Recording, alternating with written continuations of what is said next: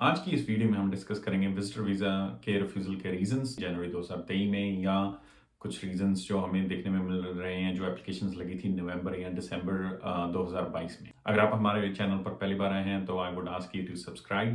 मेरा नाम है मनप्रीत, मैं एक लाइसेंस्ड इमिग्रेशन कंसल्टेंट हूँ, registered with CACC also known as ICCRC, based out of Canada. पिछले कुछ हफ्तों में हमें कुछ कॉमन रिफ्यूज़ल के रीज़न्स दिख रहे हैं विजिटर वीज़ा के लिए, specially from south east Asia.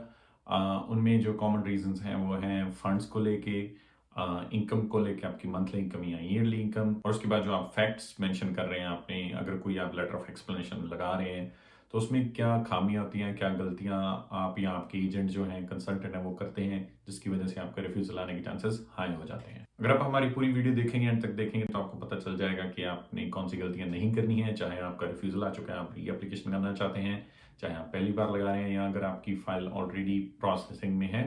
इन तीनों कैटेगरीज में आपको फायदा हो सकता है ये वीडियो को पूरा देखने से। तो पहले हम बात करते हैं कि फंड्स के बारे में। यूजुअली क्या होता है कि आपके एजेंट्स आपको कहते हैं कि आप सिर्फ बैलेंस सर्टिफिकेट लगा दीजिए।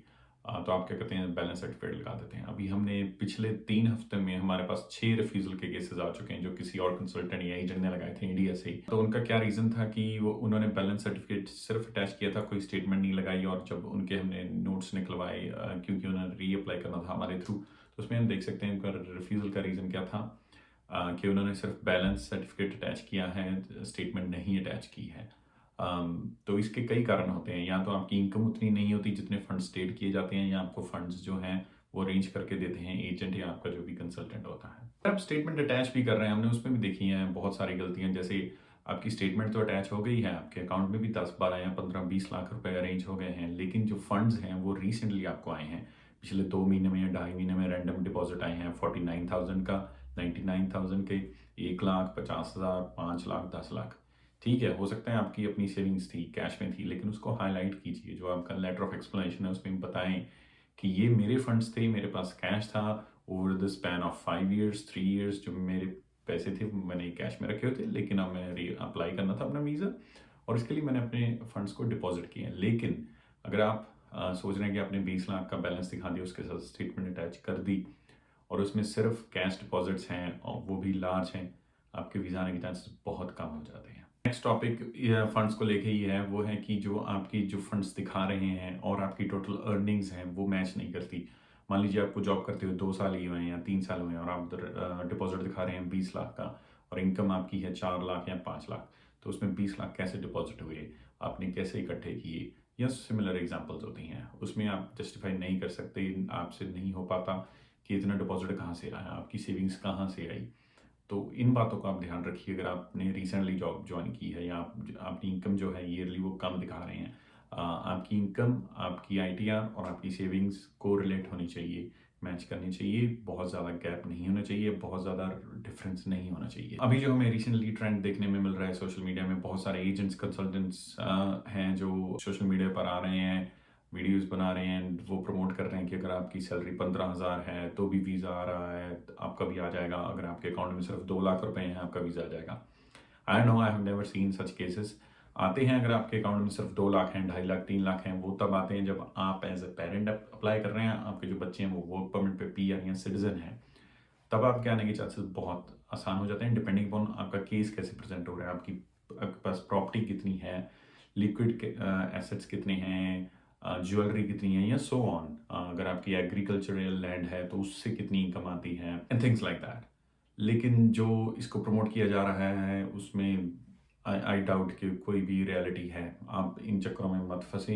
वी वुड रिकमेंड यू कि कोई फ़ायदा नहीं है, रिफ्यूज़ल पे रिफ्यूज़ल आते हैं। इन जो वीडियोज़ को आप लोग अगर देखते हैं या रील्स को देखते हैं, उनके नीचे के कमेंट्स को आप रीड किया करिए।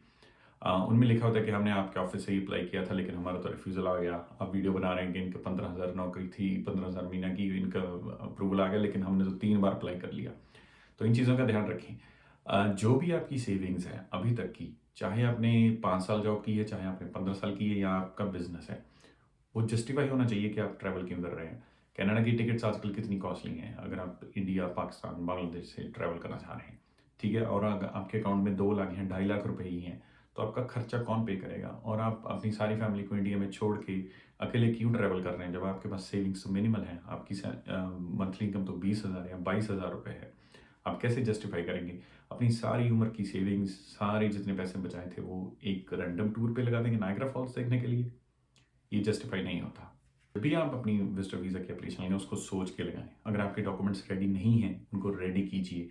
जैसे हम नेक्स्ट पॉइंट डिस्कस करना चाह रहे हैं आपके साथ कि अगर आपकी इनकम ज़्यादा है लेकिन आप कैश में काम करते हैं, आपका बिजनेस है वो कैश में ज़्यादा है, आप उसकी रिटर्न्स नहीं भरते, आप उसका टैक्स नहीं पे करते, तो स्टार्ट डूइंग दैट। हमारे पास कितने क्लाइंट्स आते हैं जो कहते हैं कि हमें विजिटर वीज़ा की एप्लीकेशन लगानी है, लेकिन we tell them right away अगर उनकी एप्लीकेशन रेडी नहीं होती, उनके डॉक्यूमेंट्स रेडी नहीं है, हम उनको मना कर देते हैं। हम उनको बोलते हैं कि आप वेट कीजिए, 6 महीने बाद हमारे पास आइए, 8 महीने बाद हमारे पास आइए, 1 साल में जब आपके डॉक्यूमेंट्स रेडी हो जाएंगे हम आपको चार्ज करना चाहें। जैसे आप आए, आपकी इनकम कम है, ऑन पेपर कम है, लेकिन you earn so well, we will not do that. We are not in a rush. हम वेट करते हैं। हम चाहते हैं कि आपका विजिटर वीज़ा अगर आप लगा रहे हैं या स्पाउसल ओपन वर्क परमिट लगा रहे हैं या स्टडी परमिट हमारे साथ लगवा रहे हैं, आपका अप्रूवल आना चाहिए। हमारी कोशिश ये है, आपको चार्ज करके फिर हम आपको बोलें कि नहीं सॉरी आपका रिफ्यूज़ल आ गया, उसका कोई फ़ायदा नहीं है। तो ऑलवेज मेक श्योर अगर आपकी एप्लीकेशन नहीं रेडी है, आपके डॉक्यूमेंट्स नहीं रेडी है, then you wait. You can talk to अस।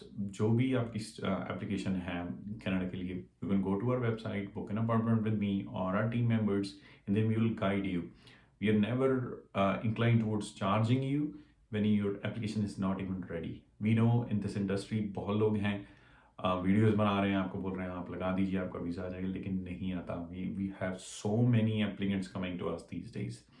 बहुत ज़्यादा रिफ्यूज़ल के चांसेस बढ़ चुके हैं क्योंकि all the others are doing is charging them like and then applying. Random applications हो रही हैं और फिर ऑब्वियसली रिफ्यूज़ल तो आने ही थी। हमारी वीडियो विजिटर वीज़ा के बारे में जो न्यू ट्रेंड आ रहा है 2023 में भी रिफ्यूज़ल्स क्यों आ रहे हैं और आप कैसे बच सकते हैं। अगर आपको हमारी ये वीडियो अच्छी लगी है then do like share and subscribe and thank you for watching this video.